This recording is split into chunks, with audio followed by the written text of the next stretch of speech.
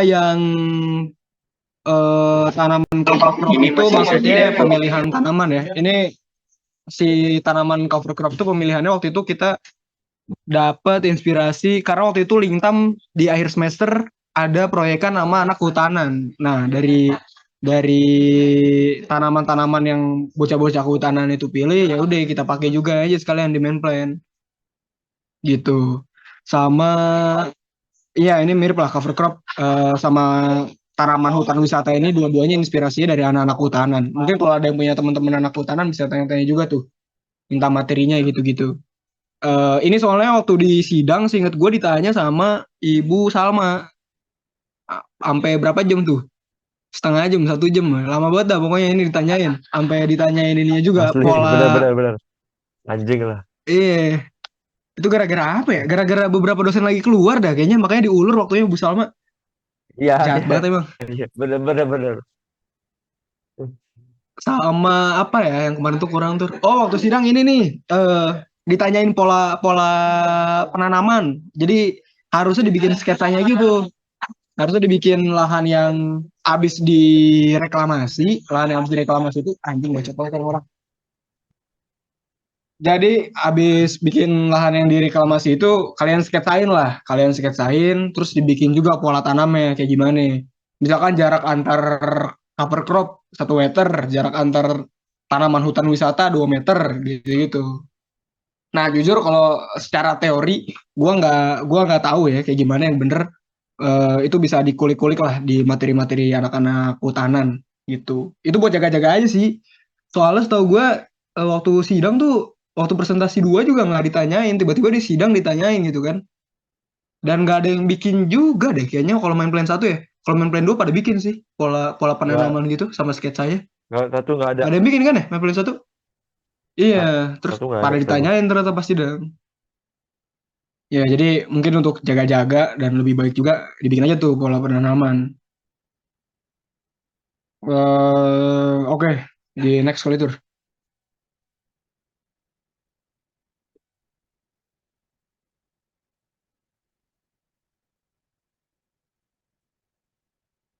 Ini cuma apa ya?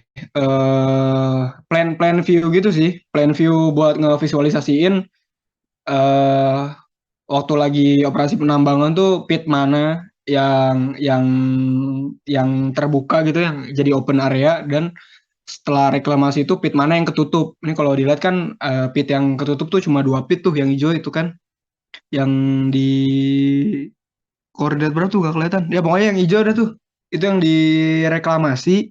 Terus pit yang tengah atas itu yang jadi in-pit dam yang ditutup lagi. Nah, pit yang gede sebelah kiri itu yang dijadiin void. Nah, ini sebenarnya menurut gue ini salah satu alasan kenapa kelompok gue dapat BC ya. Karena ini nih voidnya gede banget ini. Itu kalau dihitung berapa kilo tuh? 4 kilo, 4 kali 2 kilo. Bayangin 8 kilometer persegi itu dijadiin void. Jadi nggak good mining practice sebutannya kan. Jadi nggak good mining practice. Jadi jangan diulangi lah. Kalau bisa voidnya jangan terlalu gede dan kalau NPV sama IRR yang masih jebol ya udah sekalian aja bikin eh, apa namanya beli beli ini kan kali ya beli tanah penutup buat tutup void itu sekalian. Alasannya gampang biar good mining practice tetap terjaga dan keuntungan juga masih masih terjaga gitu di AIT. Cuma nggak tahu sih itu boleh apa enggak sebenarnya soalnya kemarin juga nggak diterapin. Cuma emang ini kesalahan fatalnya adalah kita membiarkan sekitar 8 kilometer persegi ini jadi void tuh yang pit yang sebelah kiri yang gede banget yang nggak direklamasi dan nggak diinput dam juga gitu guys. Jadi eh, apa ya tantangannya? Paling banyak-banyak koordinasi aja sih sama si desainer biar jangan sampai terlalu banyak yang jadi void atau nggak direklamasi gitu. Itu udah situ aja. Lanjut dulu tur. Nah, lanjut. Oh, pengelolaan ya.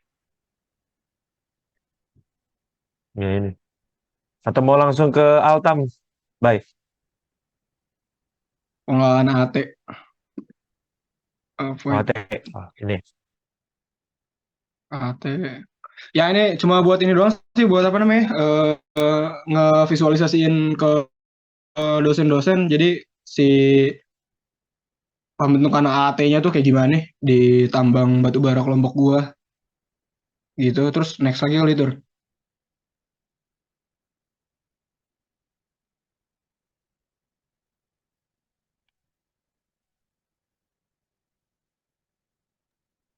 Udah, baik. Poin.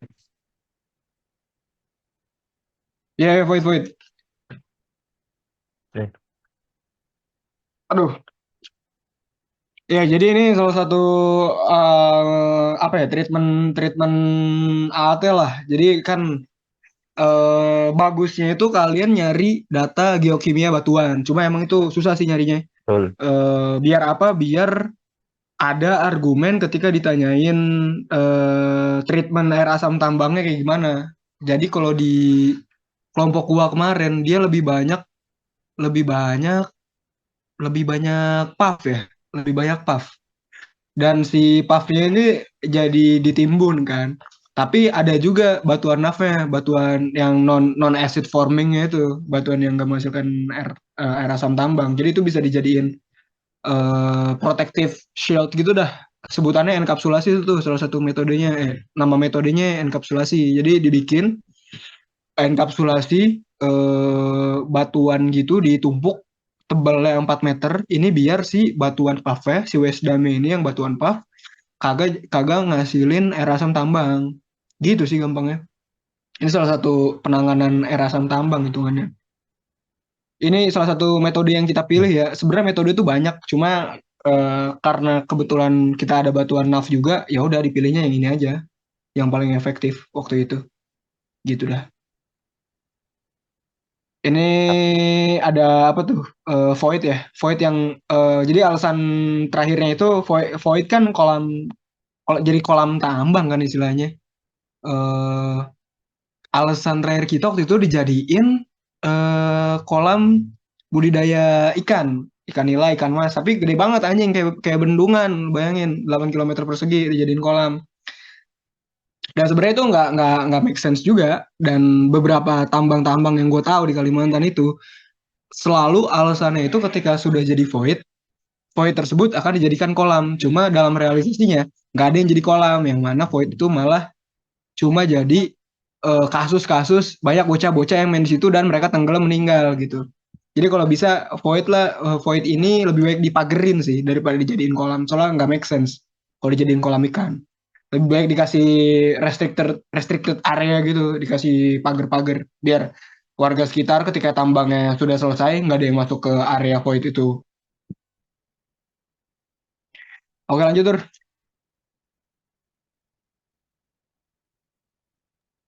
Udah masuk K3 ini. Atau langsung Oh langsung ke tiga. Altam?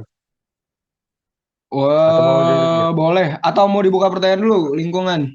Oh, boleh, boleh. Lingkungan Boleh, nggak boleh. nggak banyak ditanya sih guys waktu sidang ya, karena not a big deal. Keburu dibantai di produksi. Bener juga sih. Bener, bener. Ya, paling kalau ada AT sih tadi yang dibilang sama Bayu itu bener. Kalau ada data biokimianya, kalau bisa bagus sih. Kalau nggak ada, ya paling nanti ditanya aja asumsinya kayak kenapa.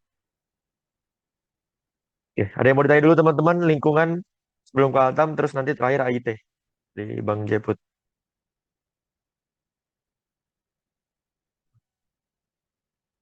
Oke, gimana teman-teman? Nggak ada?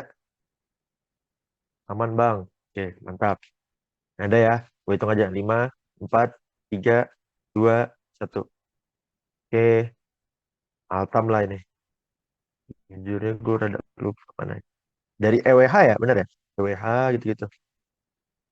Nah, sikat Mas Bay.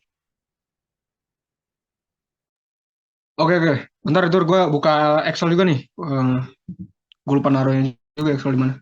Selalu main Masih ada gak? banyak gitu ya lagi nyari Excelnya, scheduling. bentar.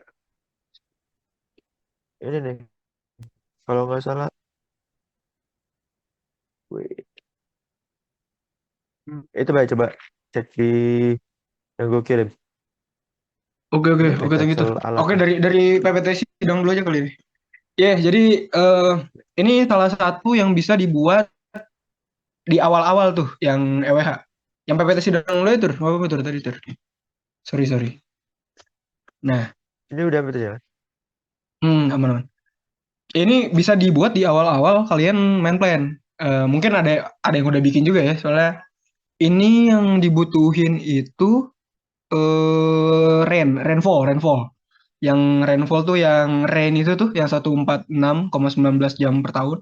Nah, itu didapat dari bocah yang ngerjain si penyaliran ya. Gua waktu itu dapet dari Iren. Nah, kalau kalian udah dapet ituan, udah dapet data rainfall, nah ini udah bisa jadi nih EWH nih berapa tambang kelompok kita waktu itu 10 tahun. Jadi ini bisa dilihat di tabelnya aja sih sebenarnya. Jadi dari tahun 1 sampai 10 berapa, terus harinya berapa, kan ada yang 365, ada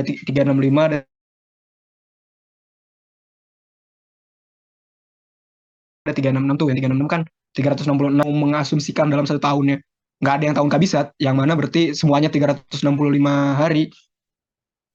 Yang mana semuanya 365 hari juga nggak masalah sih, nggak dipermasalahin sama dosen. Gitu. Terus kalian tentuin tuh liburnya mau berapa hari, terus hari kerja aktifnya jadi berapa hari. Kalau waktu itu gue milihnya libur 15 hari kan, libur dari tanggal merah tuh ngikutnya, tanggal merah di Indo. Hari kerja aktifnya berarti kan 350 hari kan.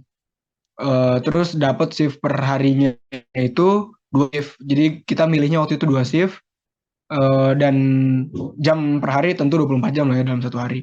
Terus ini nentuin juga tuh istirahat sama makannya mau berapa menit, sholat Jumat mau berapa menit, sholat mau berapa menit, pergantian shift tuh berapa menit, safety talk berapa menit, pengisian fuel berapa menit. Ya itu terserah kalian sebenarnya mau berapa menitnya. Yang penting make sense aja, dan lalu mengeksploitasi si buruh-buruh ya gitu. Yang habis ngolah data hujan didapetin curah hujan dalam satuan jam per tahun. Terus ketemu juga si slippery-nya. Slippery ini 50%. Kenapa? Karena dia ini asumsi aja sih 50%, biar kehitungnya itu nanti waktu si tambangnya nggak bisa berjalan. Karena kalau di batu bara kan kalau hujan kan doi kagak operasi kan. Makanya dianggap ini slippery 50%. Kayak probability-nya gitu loh. Terus ini ada waktu perbaikan juga, bisa bisa diikutin aja sih kalau mau di gue juga nggak apa-apa. Terus ada, nah yang bagian bawah itu yang effective working hour, yang EWH, yang tabel panjang itu dari kiri ke kanan, yang selnya disatuin, itu ke bawahnya itu hitung-hitungan semua. Itu ada di Excel hitungannya. Jadi itu intinya adalah lu ngitung si effective working hour per year. Jadi dari effective working hour per day, jadi dalam sehari sebenarnya si tambang lu tuh kerjanya bisa berproduksi selama berapa jam dalam sehari. Kalau gua waktu itu ngitungnya dapetnya 15,9 jam per hari. Jadi dalam 1 hari tambang gua beroperasi 15,9 jam gitu. Terus ketemu tuh kalau setahun jadi berapa ya kan, tinggal kali aja 350 kan. Tadi soalnya hari kerja aktifnya dalam setahun kan 350, karena ada 15, karena ada libur 15 hari kan. Jadi ketemu udah tuh 5.565,27 jam per tahun. Itu satuannya salah ya. Gitu dah. Ini sebenarnya tinggal lihat di Excel. Kalau kalian dapat Excelnya atau mau bikin DW juga nggak apa-apa.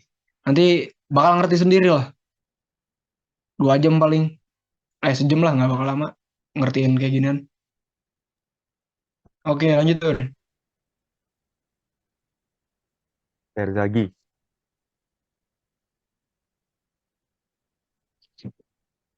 Udah Oke. masuk belum? Masuk Eh, tuh. Ini tuh nah, Terzaghi bearing capacity tuh buat ngitung apakah si tanahnya, si pijakannya itu bakal kuat nggak dari setiap alat berat.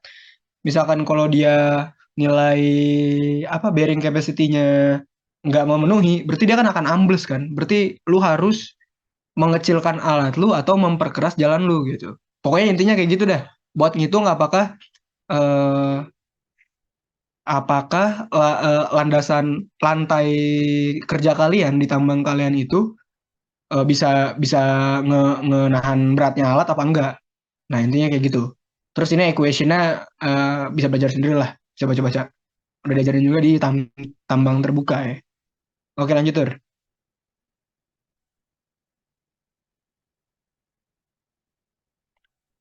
Nah, ini perhitungan ground pressure sama bearing capacity-nya. Jadi ini semuanya aman ya. Gimana bisa dikatakan aman? Bisa dikatakan aman kalau ntar annotate dulu. Kalau si bearing capacity ini lebih besar daripada max ground pressure. Max ground pressure ini adalah ground pressure yang disebabkan oleh alat-alat berat kalian gitu. Jadi bearing capacity kan kapasitas si groundnya untuk menahan alat kan. Jadi kalau dia lebih besar, ya udah fix, udah pasti doi bisa si apa menahan alat beratnya. Jadi kagak ambles tuh tanahnya. Jadi aman lah si alat berat itu jalan-jalan di situ. Dan fakta uniknya di tambang nikel itu kagak ada tambang nikel, setahu gue ya, nggak ada tambang nikel yang bisa menahan alat-alat berat. Jadi di tambang nikel itu jalannya tuh dikasih keras dulu, dikasih pengerasan dulu, ditaruh batu-batu gitu, ditaruh kerikil, gravel gitu-gitu. Jadi bearing capacity-nya pasti nggak bakal kuat gitu, pasti bakal ambles kalau jalan di tambang nikel. Kalau di batu bara aman, tergantung batuan kalian juga sih. Cuma mostly aman. Waktu itu nggak ada yang bearing capacity-nya di apa? Nggak ada yang bearing capacity-nya tidak tidak dapat memenuhi gitu dari semua kelompok batu bara ya. Jadi aman harusnya. Udah itu ini aja apa? Hmm, akal-akalin sampai batuannya keras aja. Jadi nyari data yang bagus, nyari data batuan yang bagus. Sebenarnya itu sih. Jangan menyusahkan diri lah pokoknya. Hmm, Oke, lanjut Tur. bener.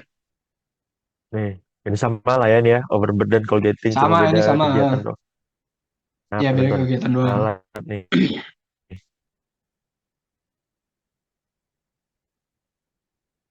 Anjing kok banyak juga ya gue Oke. kerjaan dulu.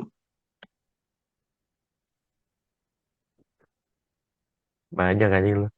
Alat, Kapasitas apalagi di produksi target. alat. Eh ini ya apa ya? Jujur gue lupa guys kalau ini utilisasi alat gitu-gitu. Ntar. Soalnya di tambang bawah tanah ini kagak ada nih. Gue udah lupa jadi udah setahun. Iya, nggak ada ini.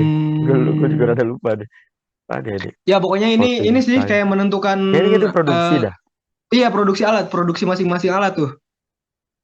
Produksi masing-masing alat. Eh clear dulu.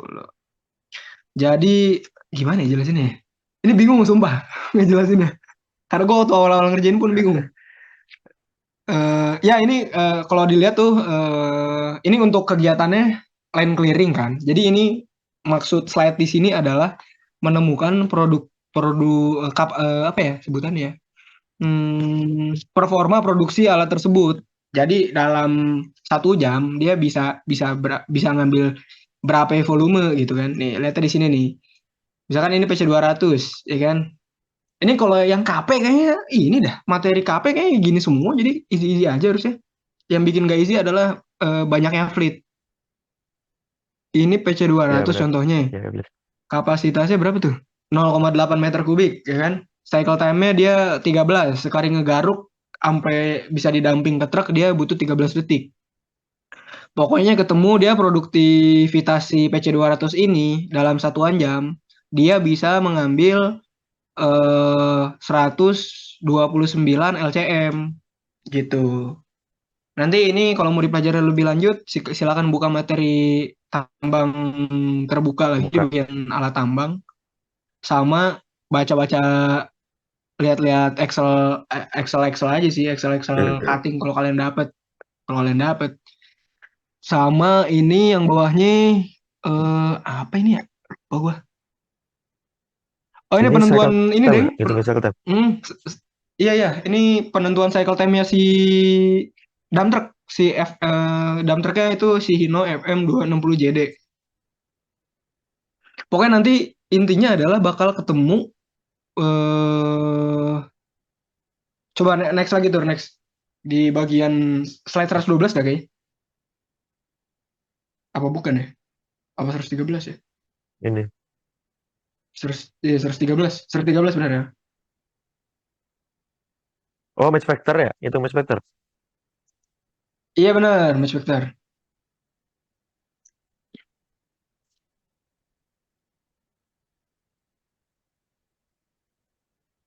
Nah, inilah puyengnya guys. Kalau apa namanya, target produksi tahunan yang paling tingginya itu gede.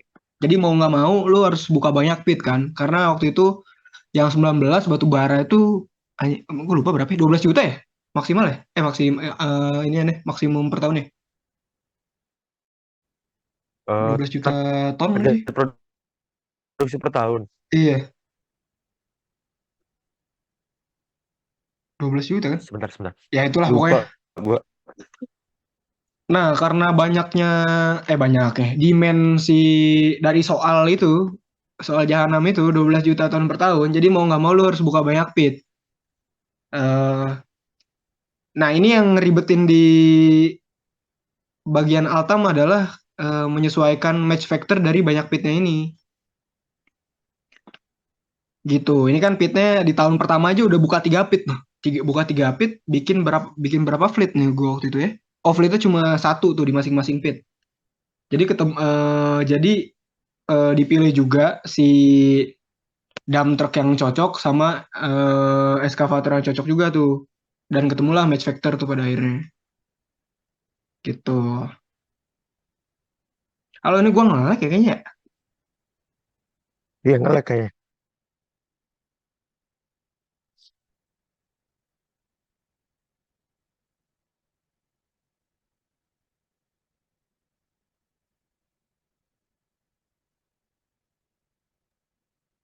Halo, halo, Tur. Masuk, Tur. Masuk, masuk. Oke, oke.